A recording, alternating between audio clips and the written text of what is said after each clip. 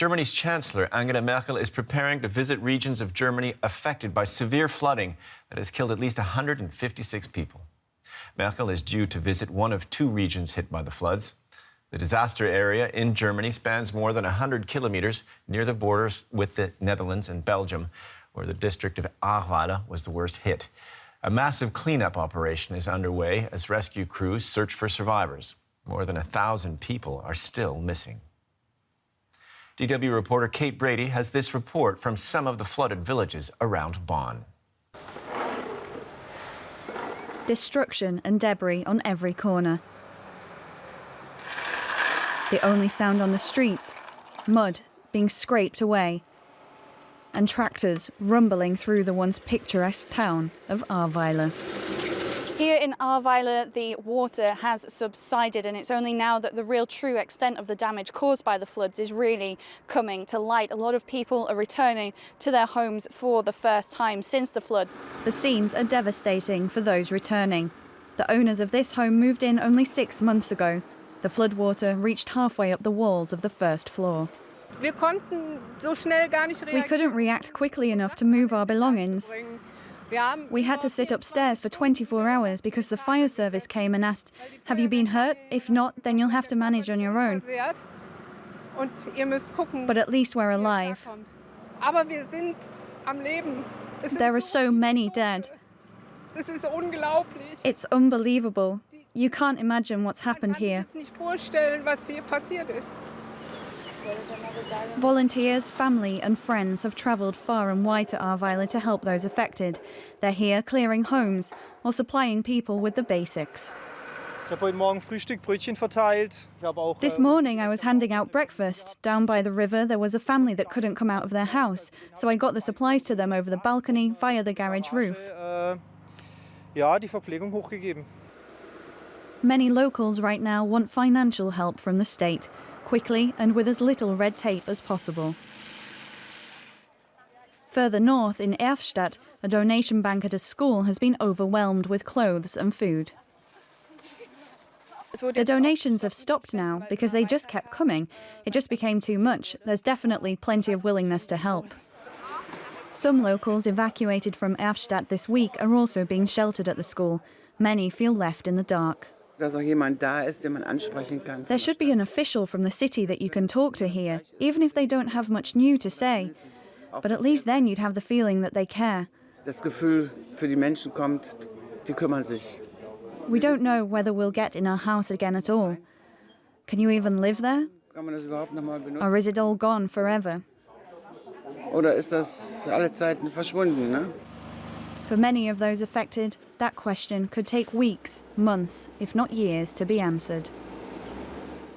And DW reporter Julia Saudelli is on the ground for us in Schuld, a town of 660 inhabitants. Julia, how's the situation there just a few days after the flooding?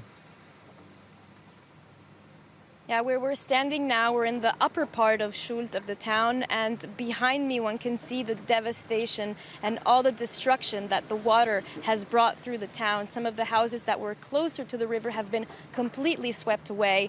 Houses further back, further away from the water are destroyed up to the second floor. Some are completely gutted, filled with mud and debris. It's really a dramatic situation, and it's not only the destruction of things.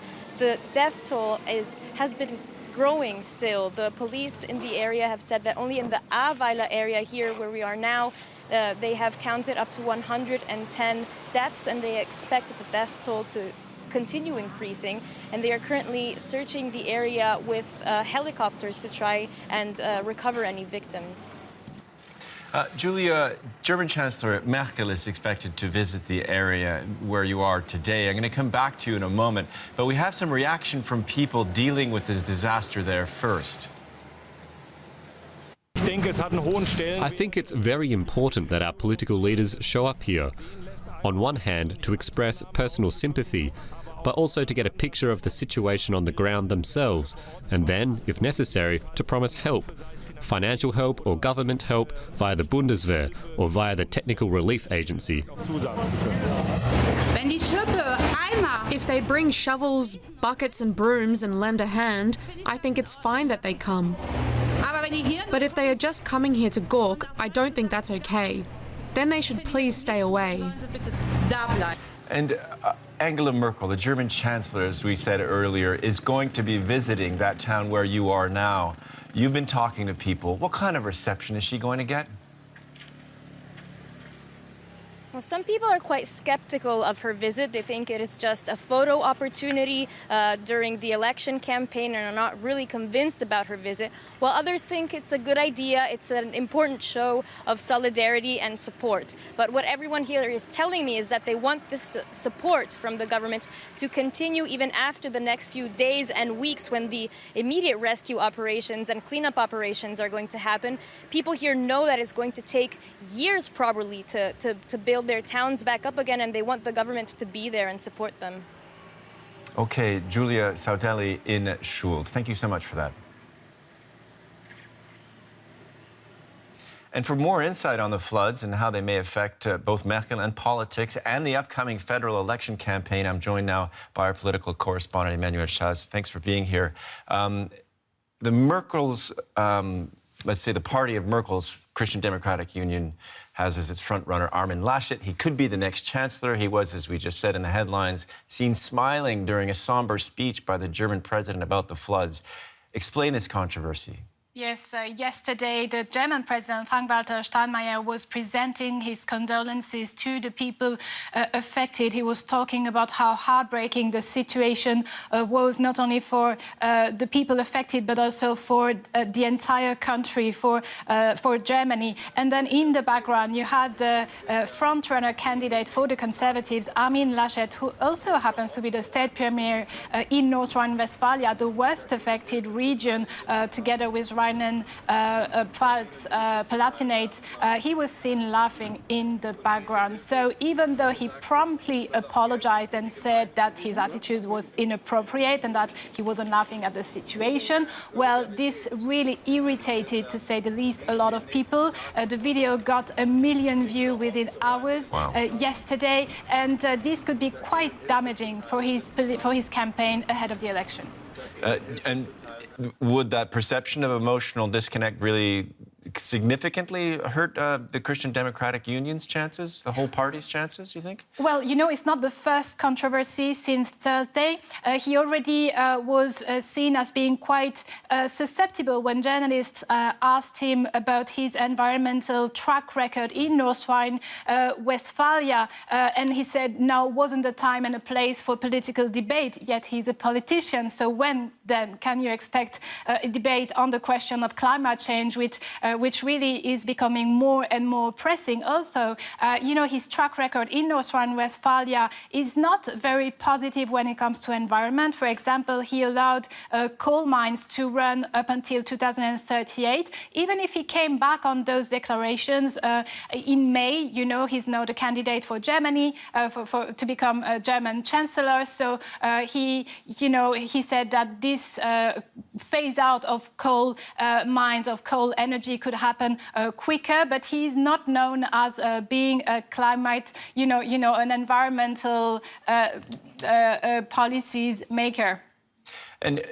But it looks like the environment is being, the global warming, I should say, is being attributed as a cause of the flood, or contributing by almost all of the politicians in Germany. And since we're 2 months and a few days next to the next federal election, is it possible that this flooding and the tragedy in Germany will affect the outcome?